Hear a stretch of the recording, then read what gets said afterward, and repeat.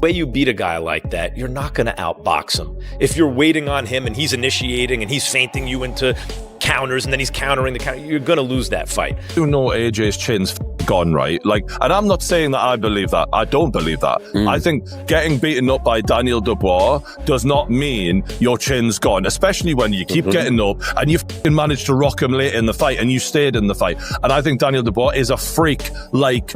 You know, AJ is a freak. He's a one-off. He's not. Jake Paul is not Daniel Dubois. But some people are genuinely giving Jake Paul a chance. That's blowing my mind here. Now, looking at the age difference, we've got 28 years old compared to 36 years old. So I guess the advantage there goes a little bit towards Jake Paul. 28-year-old is better than a 36-year-old. Max Kellerman recently explained why he believes Jake Paul could beat Anthony Joshua. According to Kellerman, Joshua is undeniably skilled and a former heavyweight champion, but age may no longer be on his side. Jake Paul, meanwhile, brings youth, energy, and confidence into the ring. Kellerman argues that for Joshua to win, he must tap into his inner youth, staying active, aggressive, and willing to outwork Jake throughout the fight. And he's feinting you into counters and then he's countering the counter, you're going to lose that fight. Joshua has to impose his size, strength, youth, go to the body. He has to be willing to take certain risks. And if he does that... Kellerman says Jake Paul actually has a chance to win, while others believe he's risking his life stepping into the ring with a former heavyweight champion. Kellerman talked about Jake Paul's mindset and how much he has changed over the last few years. Jake has now fought multiple times, experienced different types of pressure, and learned how to stay calm when the spotlight is on him. Kellerman believes Jake won't be nervous at all going into this fight because he's been in big moments repeatedly. The analyst says Jake Paul is built for huge events and actually performs better when the stakes are high. He even went as far as saying Jake has a 100% chance to win, not because he's guaranteed to beat Joshua, but because he has complete confidence in his preparation, his abilities, and the team behind him. Some experts are predicting a possible upset, saying Joshua can lose this fight. Their reasoning is that Joshua is older now, his reflexes have slowed, and he no longer has the same explosive style he had when he was undefeated and feared. Experience that Jake has gained in the 5 years he's been in the sport. To be in your 12th or 13th fight in front of 80,000 people at AT&T Stadium in front of 125 million viewers, that's not experience you can gain normally. So he's going to go into that event very calm and very composed. And I fully believe that he does 100% think he's going to beat Anthony Joshua, yes. What about the weight? Will there be a limit for Joshua? So there's a lot of discussion around the weight. Joshua fought Usyk twice. Both of those times, Usyk was 221 pounds. Joshua was 240 to 245. When Jake fought Mike Tyson last year, 227 pounds. I expect Jake will come in anywhere between 225 and 230, and Anthony Joshua has a weight limit of 245 pounds. There will be those, as you're aware, that will look at it and criticise this fight. There already have been, haven't there? They'll say it's a real mismatch. What would you say to them? Are we going to be watching sport at its purest? I would say it's much less of a mismatch than what you saw with AJ and Francis Ngannou, who a massive man, but relatively no boxing experience.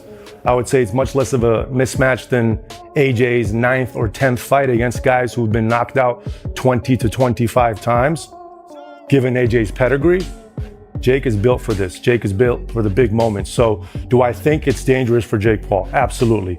Do I think it's also dangerous for Anthony Joshua? 100%. I mean, we're just watching some of these punches being thrown now. Can he take something like that, Jake Paul? Hey, Alexander Usyk took it, right? I think that was a perfect 1-2 combination by Joshua, again, on a fairly stationary fighter in Francis Ngannou, who had a good performance against Tyson Fury. But I don't think Tyson Fury took that fight serious for one. They argue that while Joshua used to dominate heavyweights, today he fights more cautiously and is easier to hit than before. These fans also point out that Jake Paul has improved significantly. He now has more power, better conditioning, and sharper fundamentals compared to just a few years ago. From their point of view, the age difference and the recent performances of both fighters make this matchup far more interesting than most people expected. Incredibly well for Paul. He's not going to land on Joshua, is he? Joshua's going to be far too skilled in evading whatever Jake Paul could throw at him. Because I don't believe he's an evading fighter. I think he's one of those fighters that is extremely powerful to where a fighter is simply afraid. The problem is that all of the pressure's on Joshua at the moment. So Jake Paul, if he gets knocked out in 12 seconds, he should get knocked out. The problem is as soon as Joshua starts taking damage, all of a sudden he's thinking, the world is watching me, I'm a professional fighter, and I'm getting beat off a YouTuber. All of the pressure is in Joshua, and that's a lot that can weigh on a man. Jake Paul can't damage him, though. Like people can damage him, though. He's went down. No, people can. World champion. And yeah. No, like Alexander Usyk can, Daniel Dubois can, but these are supreme athletes. Jake, completely correct. Yes, there's a difference in someone who's been boxing their entire life versus a YouTuber. I completely understand that, but you can't deny that Jake Paul has power. I think it's one of his only attributes. I think he's a very poor boxer, but what he does have is a weird technique where you don't know what he's got power. How do we know he's got power? He's knocked people out. What Ben Askren and Tyron Woodley? Tyron Woodley was like, arguably one of the best UFC fighters there's ever been. Like, no, mate. I'm not suggesting that. I'm not suggesting that he's going to go in there and walk Joshua all over. But you can't deny that he has lights out power. It's just I would deny that. I would deny that he has that kind of power. Yeah, in an amateur boxing ring, yeah, fine. But not against a two-time world champion. I understand the contempt in what I'm saying, and I do see how it is completely stupid thinking YouTuber could break Anthony Joshua. But the thing is that he's going to be training for this fight. Joshua has all of the world looking at him thinking you should walk him over. If it gets 2 rounds, 3 rounds inside, I think Joshua loses. Yeah. You think he gets beat? I mean, I think the pressure will get to him. I think if he loses to Jake Paul, he's the embarrassment to boxing. And if you get inside 3 rounds where you've not put him away like everyone thinks you will, all of a sudden that pressure to finish the fight as he should is going to gain and gain and gain. Is there any truth in this, Jamie? Can you see a world where Dan's theory is basically this geezer can punch and he therefore has a puncher's chance? I think he's got no chance. Like slim, if none. No, none. Literally none. No chance. No. It's one of them, innit? I honestly, without going like extreme, Dan, I think Anthony Joshua, if he could only use one hand, wins the fight.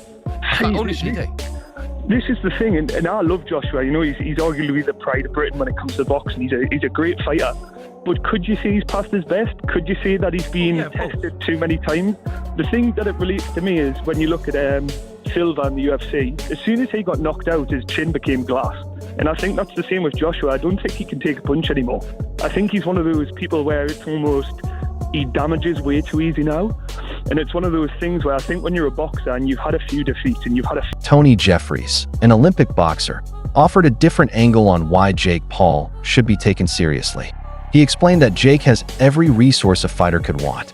He can afford elite trainers, world-class conditioning coaches, sports psychologists, nutritionists, and the best sparring partners.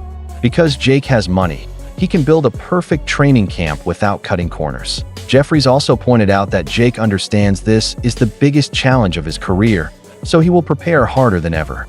On top of that, Jake has the age advantage.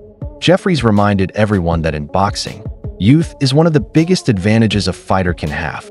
Younger fighters recover faster, train harder, and often enter the ring stronger and more energetic. Paul has lost his mind. This is probably the worst mistake of his career. Even in the poster, you can see this is a David and Goliath story here. I mean, there's times where I thought Jake is a cruiserweight. There's times where I thought even he could be a light heavyweight. And now he's stepping in with one of the most chiseled, bona fide heavyweights in the world right now in Anthony Joshua. I'm about to break the internet over Jake Paul's face. I'm not sure if that makes any sense, but it sounds fucking demented, terrifying. And speaking of the insanity of this thing, here is what the first line is. Jake as a plus 800. I have a feeling that's going to shift even more toward AJ. AJ's the 18-wheeler going 90 down the straightaway, and Jake is in a fucking golf cart going 10 miles an hour, headed right back at the 18-wheeler. It's going to be freaking destruction. But look at the reach. He's got a 6-inch reach on Jake. And trust me, the Chloe concept has told me the 6-inch. That's it for today's video. Stay tuned.